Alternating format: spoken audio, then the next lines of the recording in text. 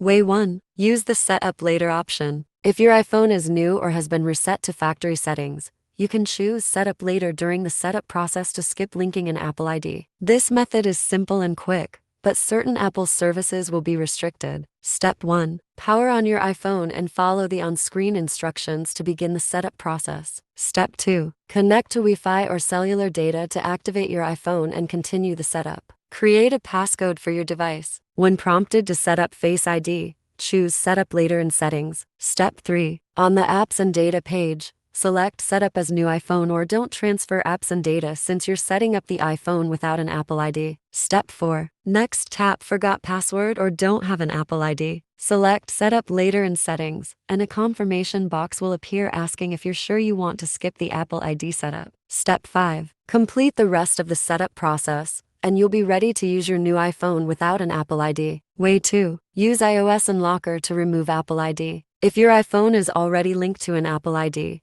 you'll need to use iOS Unlocker to remove the Apple ID and complete the iPhone setup. Step 1. Open the iOS Unlocker on your computer and select the Unlock Apple ID option. Step 2. Connect your iOS device to your computer and click Start to begin. Step 3. If Find My iPhone is disabled, the program will start unlocking your Apple ID immediately. If Find My iPhone is enabled, go to Settings General, reset all settings to turn it off first. Step 4. Wait a moment, and the program will successfully unlock your Apple ID without any issues. You can then proceed to set up your iPhone without an Apple ID.